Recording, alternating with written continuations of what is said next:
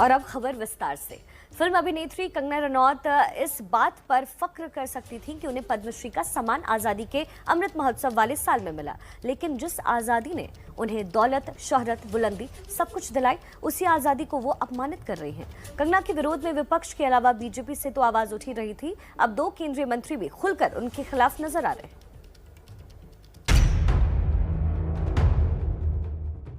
जिस आजादी को हासिल करने के लिए आजादी के मतवालों ने अपना सर्वस्व न्योछावर कर दिया, उस आजादी पर किस भारतवासी को गर्व नहीं होगा।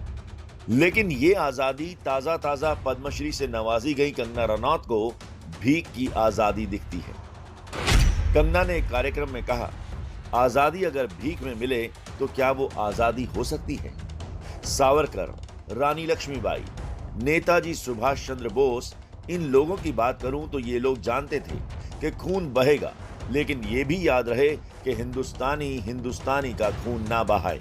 उन्होंने आजादी की कीमत चुकाई, यकीनन, पर वो आजादी नहीं थी, वो भीख थी। जो आजादी मिली है वो 2014 में मिली है। तो उनको इतिहास का ज्ञान भी नहीं है और ये तुरंत मैं समझता हूँ कि भारतीय जनता पार्टी को आगे आकर इस बयान का खंडन करना चाहिए कि क्या ऐसे विचारों वाले व्यक्तियों को कोई भी राष्ट्रीय पुरस्कार देने का औचित्य है या उनको लेने का अधिकार है।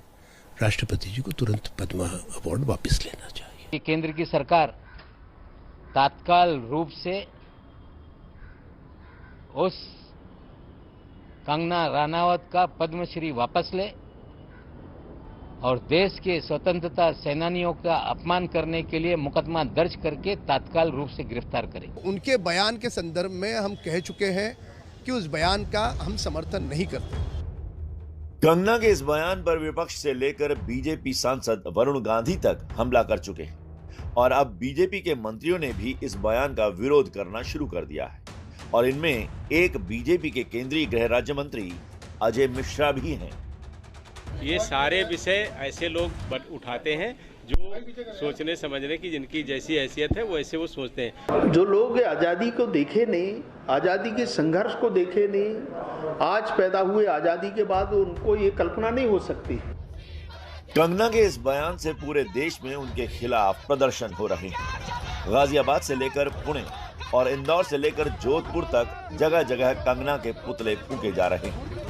कंगना के खिलाफ जगह जगह केस दर्ज करने की मांग हो रही है, लेकिन 12वीं क्लास तक पढ़ी कंगना ने अगर इतिहास ठीक से पढ़ा होता तो शायद स्वतंत्रता सेनानियों के संघर्ष का एहसास आपको होता।